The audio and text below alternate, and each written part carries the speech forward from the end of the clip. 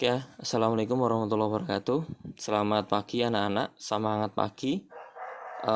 Pada kesempatan kali ini langsung saja ya, nggak usah basa-basi karena durasinya juga singkat sekali biar tidak membahas kemana-mana.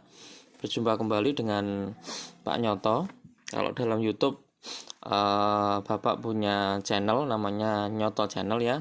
Jangan lupa di situ ada banyak video pembelajaran. Silakan dibuka ya, Nyoto Channel. Tulisannya NYOTO, Nyoto, terus CHANNEL, Nyoto Channel ya. Silakan dibuka di YouTube, di situ banyak video pembelajaran. Kalian bisa membukanya dan bisa mempelajarinya ya. Jangan lupa kalau videonya bagus, bermanfaat, bisa di-like, dibagikan dan di-subscribe ya. Biar ketika nanti saya upload video terbaru mengenai pembelajaran matematika yang bermanfaat buat kalian, kalian bisa mendapatkan notifikasi atau mendapatkan update video pembelajaran terbaru ya dari saya. Oke, langsung saja ya, nggak usah panjang lebar. Pada kesempatan kali ini saya akan berbicara tentang logika matematika ya. Logika matematika biasanya kalian masih bingung ya mengenai materi yang dinamakan logika matematika. Padahal itu logika. Kalau logika itu berarti kan sesuai dengan logika kita. Tapi kenapa kok masih menjadi momok bagi anak-anak ya tentang logika matematika ya. Kenapa ya? Alasannya karena kalian belum paham. Nanti kalau sudah paham ya mudah sekali ya. Tidak ada yang sulit atau tidak ada yang tidak bisa bagi kita kalau kita ingin belajar dan sungguh-sungguh untuk bisa. Nah, pada kali ini saya akan bagikan tips bagaimana mempelajari mudah, cara mudah memahami tentang penarikan kesimpulan ya, penarikan kesimpulan. Bagaimana cara mudah memahami menarik kesimpulan ya, menarik kesimpulan dari logika matematika. Banyak request dari anak-anak, Pak, ini saya masih susah mengenai penarikan kesimpulan. Tolong dijelaskan ya gitu. Nah, sekarang saya punya waktu, saya akan jelaskan dengan jelas, singkat, padat, mudah diingat dan dipahami ya. Lah, penarikan kesimpulan dalam logika matematika itu ada 3 ya. Yang pertama adalah modus ponen. Nah, modus ponen terjadi itu jika bagaimana? Jika P maka Q ya. Premis yang pertama itu jika P maka Q. Premis kedua menyatakan P maka kesimpulannya Q. Nah, kalau ada bentuk seperti ini, itu berarti ini modus ponen. Kesimpulan yang diambil dari modus ponen. Bentuk seperti ini itu modus ponen. Modus ponen mengatakan bahwasanya untuk premis pertama, jika P maka Q, premis kedua P maka kesimpulannya Q. Diingat ya. Nah, bentuk ini namanya modus ponen. Kita masuk yang kedua. Yang kedua adalah Yang kedua adalah modus tolen. Modus tolen itu terjadi jika premis pertama itu jika P maka Q ya, kemudian premis kedua mengatakan negasi Q ya, maka kesimpulannya negasi P. Kalau ada bentuk kesimpulan seperti ini namanya modus tolen ya, modus tolen. Lanjut. Yang ketiga silogisme. Silogisme bagaimana bentuknya silogisme? Premis pertama mengatakan jika P maka Q ya, Kemudian premis kedua mengatakan jika Q maka R, kesimpulannya jika P maka R. Nah, ini berarti artinya Q-nya tinggal dicoret aja, seret. Nah, seret, maka tinggal disilang jika P maka R. Itu kalau silogisme. Nah, ini ada 3 bentuk, modus ponen, modus tolen, silogisme. Ini yang bisa kita gunakan untuk patokan atau dasar dalam kita menarik kesimpulan. Nah, biar mudah bagaimana? Biar mudah kita langsung saja masuk ke TKP atau contoh soal. Contoh soalnya seperti ini. Contoh yang pertama. Premis pertama atau P1 ya. P1 itu premis pertama.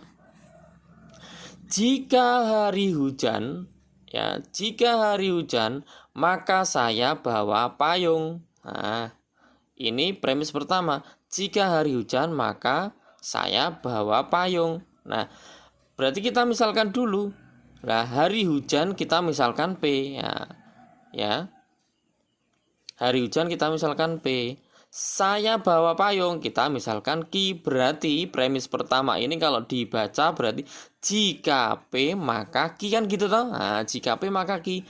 Kemudian premis kedua mengatakan saya tidak bawa payung. Berarti ini apa? Saya tidak bawa payung. Kalau ada kata-kata tidak berarti negasi ya. Negasi dari apa? Oh, dari Q, karena Q-nya saya bawa payung. Berarti kalau saya tidak bawa payung berarti negasi Q. Nah, berarti kesimpulannya apa? Kesimpulannya perhatikan. Bentuknya berarti ya, bentuknya jika P maka Q. Kemudian premis kedua kok negasi Q, maka kesimpulannya apa? Kesimpulannya adalah negasi P. Ini sesuai apa? Sesuai apa? Sesuai mana? Ponen atau tolen? Yaitu adalah sesuai dengan modus tolen. Jika P maka Q, kemudian premis kedua negasi Q, maka kesimpulannya negasi P. Nah, berarti kesimpulannya negasi P. Lah, P-nya tadi apa? P-nya adalah hari hujan. Berarti negasinya apa? Berarti negasinya adalah hari tidak hujan. Bisa ya? Nah, saya kira bisa dipaham kok, mudah sekali. Oke. Nah, sekarang kita masuk contoh kedua. Contoh kedua seperti ini, nah, perhatikan. Nah, premis pertama mengatakan negasi P atau Q. Nah, negasi P atau Q. Ya, ini premis pertama ya. Premis pertama ini berarti P1 ya. Nah, P1 ini P2. Gitu ya. Nah, negasi P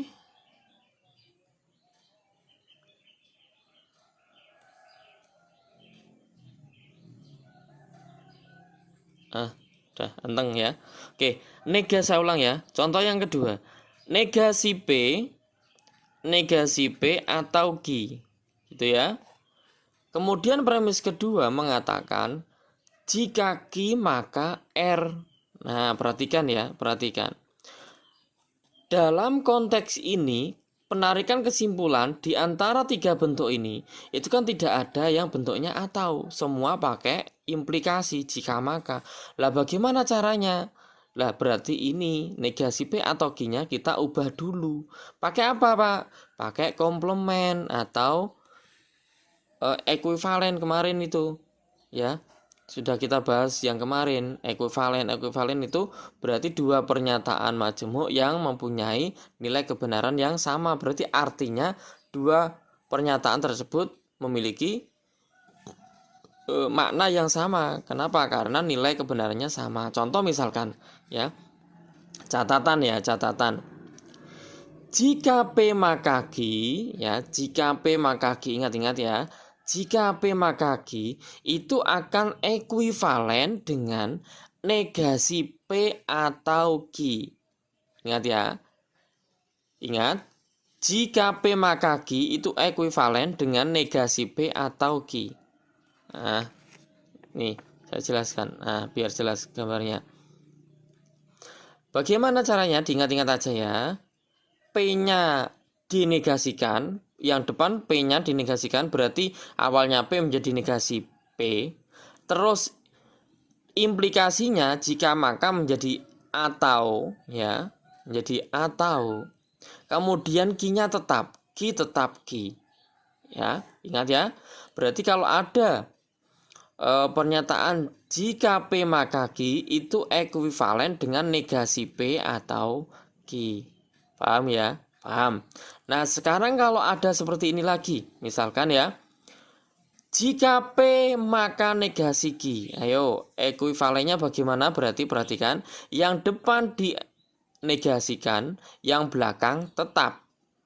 Yang tengah menjadi atau. Ya, oke. Berarti P menjadi negasi P, implikasi menjadi disjungsi, jika maka menjadi atau, yang belakang tetap. Kalau tadi Q menjadi Q, kalau ini negasi Q berarti tetap negasi Q. Nah, berarti kalau jika P maka negasi Q itu akan ekuivalen dengan negasi P atau negasi P atau negasi Q. Nah, sekarang ini lagi perhatikan. Kalau saya punya pernyataan P atau Q mau dirubah dalam bentuk implikasi. Ingat ya. Ingat, perhatikan. Yang depan dinegasikan, yang tengah diganti, yang belakang tetap. Paham ya? Nek awalnya P dinegasikan menjadi negasi P. Nek atau berarti berubah menjadi jika maka atau implikasi. Yang Q berarti tetap Q. Berarti jika ada pernyataan P atau Q berarti ekuivalen dengan negasi P maka Q. Paham ya? Nah, ini biasanya yang sering keluar dalam bentuk ujian sekolah atau ujian nasional. Makanya ini penting sekali dalam penarikan kesimpulan ekuivalen seperti ini. Maka kalian harus pahami dengan betul. Ini tuh kalian sebenarnya tidak usah kalian hafalkan, cah. Kalian cukup pahami yang atas ini saja. Kalau atas kalian ini hafal alias kalian paham di luar kepala, nanti yang bawah ini tinggal mengilustrasikan saja. Paham ya? Paham. Oke. Nah, sekarang kita kembali lagi ke soal awal. Soal awal ini masih ya, kelihatan ya? Masih kelihatan soal awal. Perhatikan.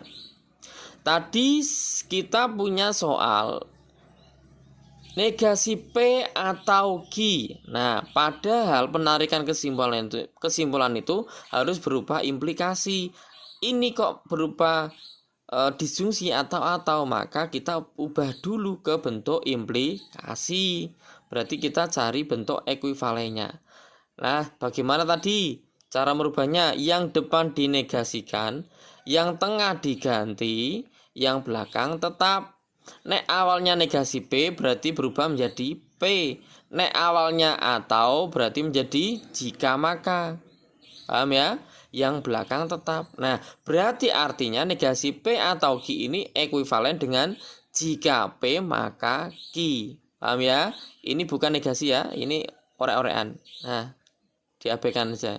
Berarti ini jika P maka Q. Nah, berarti sekarang kita gabung dengan yang bawah. Berarti kita dapatkan pernyataan jika P maka Q.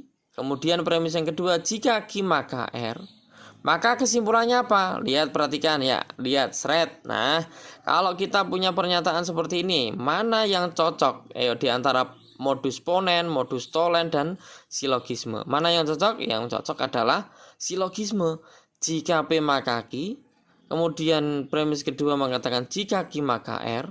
Ya, maka Q-nya dicoret aja sirang. Berarti tinggal jika P maka R. Nah, maaf ya anak-anak, tadi ketika saya penjelasan rekaman, ternyata tiba-tiba ada telepon WA ya, jadi rekamannya secara otomatis mati ya. Nah, oke. Tapi nggak ada kendala kok, langsung kita bisa lanjut lagi ya, rekaman lagi. Oke, kita lanjut untuk selanjutnya tadi ya. Tadi sudah sampai ini ya. Sudah sampai contoh yang kedua ya. Yang dua. Nah, tadi berarti kesimpulannya apa? Ini sesuai bentuk modus sesuai dengan silogisme. Nah, berarti kalau ada bentuk jika P maka Q ya, jika P maka Q, Kemudian premis kedua mengatakan jika Q maka R, maka Q-nya ini dicoret aja, seret, berarti tinggal jika P maka R. Paham ya? Paham, oke. Lanjut, biar lebih paham lagi, kita masuk ke contoh ketiga ya. Contoh ketiga. Kalau ada soal seperti ini ya, ada soal seperti ini, perhatikan. Kurang jelas ya gambarnya ya. Nah, ini. Oke, bentar, biar jelas. Oke, jelas ya. Kalau saya ada soal seperti ini, perhatikan. Jika negasi Q, maka negasi P. Jika negasi Q, maka negasi P. Kemudian premis kedua mengatakan jika Q maka R. Kemudian ada premis yang ketiga. Nah, ada 3 premis ini. Bagaimana ini? Wah, biasanya cuma 2. Ini kalau ada 3 bagaimana ini? Nah, perhatikan. Yang ketiga bunyinya adalah negasi R. Maka kesimpulannya bagaimana? Nah, ini tuh juga cukup mudah sekali ya anak-anak. Perhatikan ya. Jangan dianggap susah. Enggak ada yang susah ya. Kalau kita mau belajar semua menjadi mudah.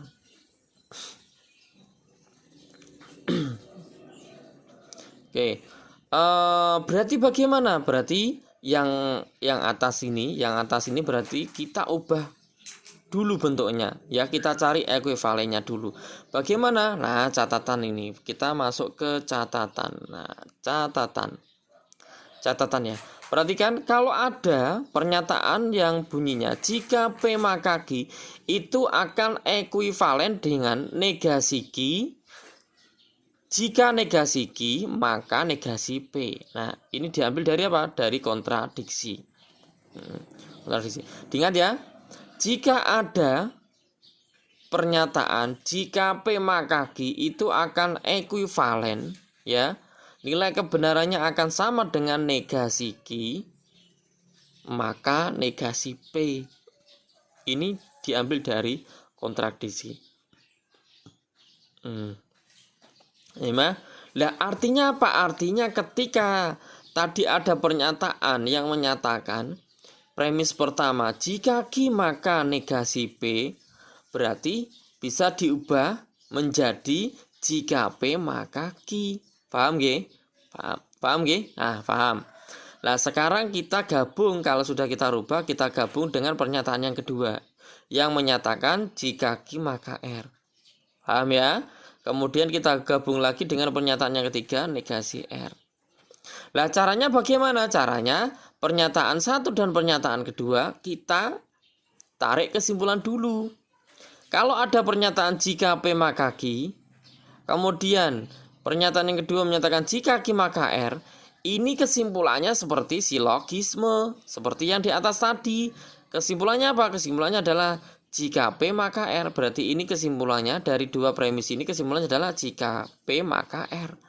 Nah, sekarang kesimpulan 2 pernyataan yang di atas tadi kita gabung dengan pernyataan yang ketiga. Berarti diperoleh jika P maka R. Kemudian pernyataan yang ketiga negasi R. Maka kesimpulannya apa? Perhatikan, kalau ada jika P maka R, kemudian ada negasi R. Ini sesuai dengan pernyataan yang mana? Kesimpulan yang mana? Ayo kita lihat. Tadi kan jika P maka R, kemudian negasi R. Nah, ini berarti sesuai dengan modus tolen yang menyatakan jika P maka Q, kemudian ada negasi Q, maka kesimpulannya negasi P. Nah, berarti kita kembali lagi. Kalau kita punya jika P maka R, kemudian kok negasi R, maka kesimpulannya adalah negasi P. Nah, ketemu. Nah, berarti kesimpulannya adalah negasi P. Jadi kalau ada 3 pernyataan seperti ini, penarikan kesimpulannya bisa ya. Bisa, yaitu caranya bagaimana? 2 pernyataan pertama sama kedua kita tarik kesimpulannya dulu, kemudian kesimpulannya kita gabung dengan pernyataan ketiga, baru kita tarik kesimpulan lagi. Bisa dipaham nggih? Nah, pelan-pelan, yang penting pasti atau paham. Sekarang kita masuk ke contoh keempat ya, contoh keempat. Oke, perhatikan. Kalau ada soal seperti ini ya, ada soal seperti ini, perhatikan biar jelas videonya. Jika negasi P maka Q ya, jika negasi P maka Q. Jika negasi P maka Q, kemudian ada negasi Q, ada negasi Q, maka kesimpulannya apa? Berarti kita lihat dulu ya. Kita lihat dulu. Nah, kira-kira yang sesuai apa ini? Sesuai dengan mana? Modus ponen atau modus tolen atau silogisme. Kalau silogisme tidak ya. Di antara ponen sama tolen. Ayo. Ingat, kira-kira sesuai dengan mana? Kalau ada Q ya, kemudian ada negasi Q, berarti sesuai dengan modus tolen ya, modus tolen. Nah, modus tolen menyatakan jika P maka Q, kemudian negasi Q, maka kesimpulannya negasi P. Nah, P-nya dinegasikan. Berarti artinya ini juga sama. Berarti yang awal ini juga dinegasikan. Berarti negasi P dinegasikan, berarti didapatkan P. Negasi dari negasi P adalah P itu sendiri. Nah, berarti kesimpulannya adalah P. Bisa nggih? Nah, bisa. Makanya dari modus ponen, modus tolen, silogisme ini kalian konsep dasarnya ini harus paham. Enggak susah kok, mudah sekali ya. Nah, mudah sekali. Kalau kalian mau latihan 1-3 kali itu sudah bisa dan paham nanti. Apalagi mau 5-10 nanti hafal di luar kepala nggih. Nah, sekarang kita latihan dalam bentuk soal cerita. Nah, biasanya kan anak-anak itu kesusahan dalam menarik kesimpulan kalau soalnya berupa soal cerita. Nah, bagaimana? Jangan kemana-mana, tetap saksikan ya, jangan di pause. Nah, kita lanjut. Nah, sebelum masuk ke contoh soal yang kelima, kita ke contoh soal dulu aja ya, biar nanti penjelasannya lebih paham kalian yang dimaksud dari pernyataan berkuantor. Contoh misalkan soal nomor 5 ya. Nomor 5, pernyataan yang A menyatakan jika Andi bernyanyi maka semua anak mendengarkan. Jika Andi bernyanyi maka semua anak mendengarkan. Nah, di sini ada kata-kata semua. Berarti semua ini menyatakan apa? Pernyataan berkuantor. Nah, kemudian pernyataan B mengatakan ada anak yang tidak mendengarkan. Pertanyaannya, kesimpulan dari pernyataan di atas adalah titik. Ini ada pilihannya. Mana jawabannya? Nah, berarti sebelum menjawab contoh soal yang kelima ini kita masuk dulu belajar mengingat tentang pernyataan berkuantor. Pernyataan berkuantor itu ada dua, yaitu kuantor universal sama kuantor eksistensial. Kalau kuantor universal itu lambangnya A besar kebalik ya, kebalik. Dibaca semua. Kemudian kalau kuantor eksistensial itu lambangnya E besar kebalik ya. E besar kebalik lambangnya seperti ini. Bacanya bisa ada, bisa beberapa, bisa sebagian, bisa terdapat. Kenapa Pak kok ada banyak sekali? Bukan banyak sekali, cuma 4 kok banyak sekali.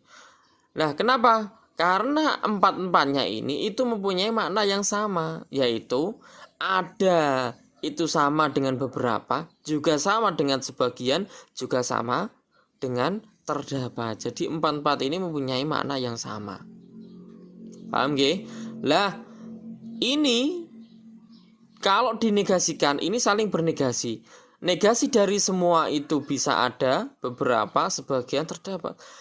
Berarti begitu juga sebaliknya. Negasi dari ada, beberapa, sebagian, terdapat itu negasinya adalah semua.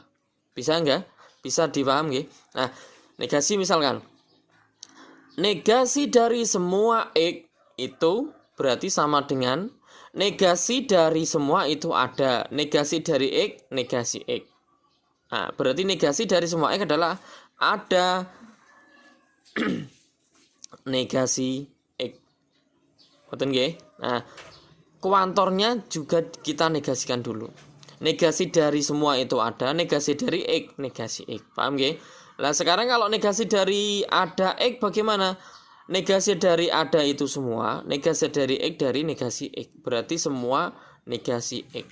Paham nggih? Nah, sekarang kita masuk ke contoh soal sekarang. Kalau ada pertanyaan yang berupa soal cerita, maka kita misalkan terlebih dahulu biar mudah. Nah, misalkan seperti ini.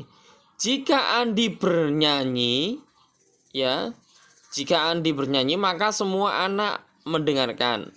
Berarti ini kita misalkan dulu, Andi bernyanyi itu berarti apa? P, ya. Andi bernyanyi P, berarti kita tulis P. Jika maka berarti implikasi, ya, implikasi.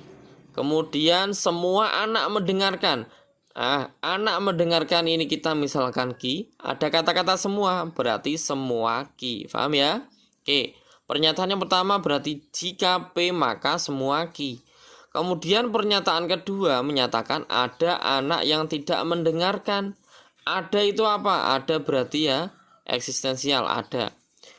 Anak yang tidak mendengarkan berarti negasi Ki. Berarti negasi Ki.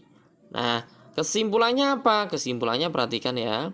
Di sini jika P maka semua Ki, ada negasi Ki, maka kesimpulannya apa? Nah, yang ini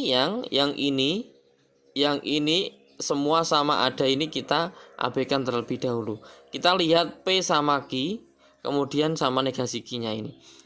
Nah, kalau pernyataan pertama menyatakan jika P maka Ki, kemudian pernyataan kedua negasi Ki, ya. Berarti apa kesimpulannya? Perhatikan, kita lihat lagi.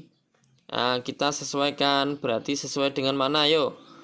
Sesuai dengan mana? Sesuai dengan modus tolen.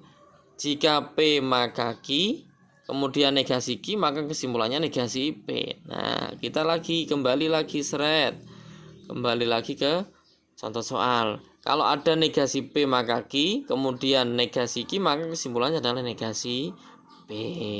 Lah P-nya apa tadi? P-nya adalah Andi bernyanyi. Kalau negasi P berarti Andi tidak bernyanyi. Berarti jawabannya apa? Di antara A, B, C, D, dan E, ya. Jawabannya berarti yang tepat adalah E. Kok E? Mana? Dicari. Andi tidak bernyanyi. Andi tidak bernyanyi. Andi tidak bernyanyi. Jawabannya adalah B. Nah, jawabannya adalah B. Mana B-nya? Ya, coret. Sret.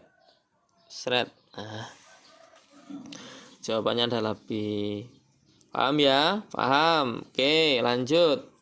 Satu soal lagi.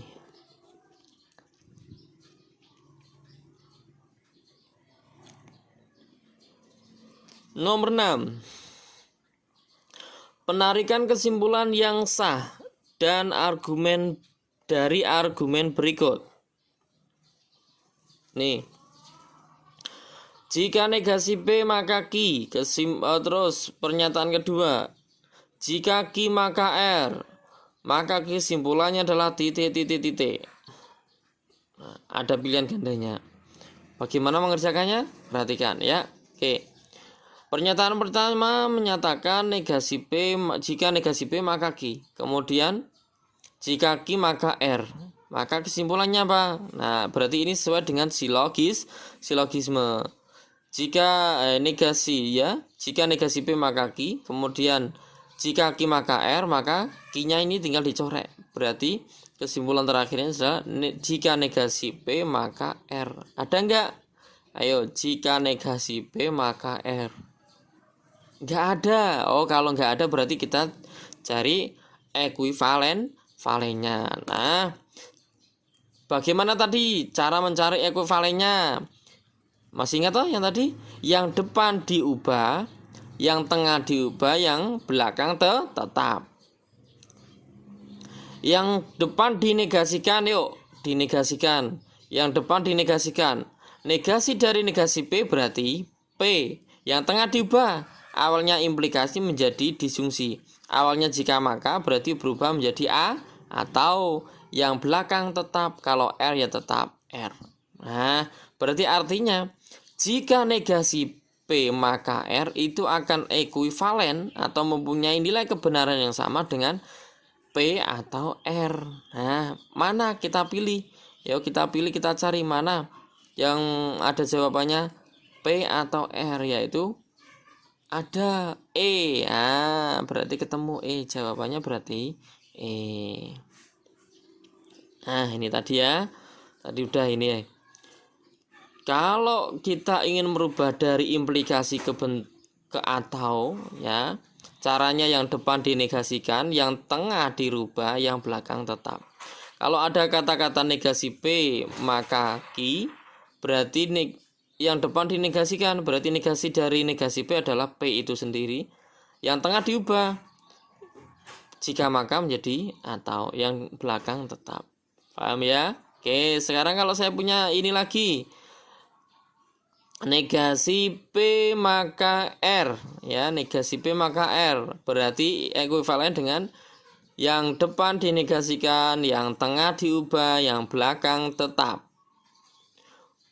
Negasi P dinegasikan berarti P, yang tengah diubah, awalnya implikasi menjadi disjungsi. Awalnya jika maka berarti menjadi atau, yang belakang tetap. Paham ya? Paham. Oke. Saya kira penjelasan untuk penarikan kesimpulan saya akhiri sampai di sini ya. Nanti bisa kita tampilkan atau kita sajikan video pembelajaran terbaru, terupdate ya mengenai penarikan kesimpulan. Makanya jangan lupa ya dibuka channel YouTube saya, Nyoto Channel ya. Nanti kalian di situ akan menemukan banyak video pembelajaran tentang matematika, dan kalian bisa menyerap ilmunya dari sana dan bisa belajar dari sana jika ingin bisa matematika. Oke, terima kasih. Mudah-mudahan materi atau ilmu yang saya berikan pada kesempatan ini bisa kalian pahami dan bisa kalian terima dengan mudah ya, dan bermanfaat bagi kalian semua. Terima kasih. Wassalamualaikum warahmatullahi wabarakatuh. Salam sukses, Nyoto Channel.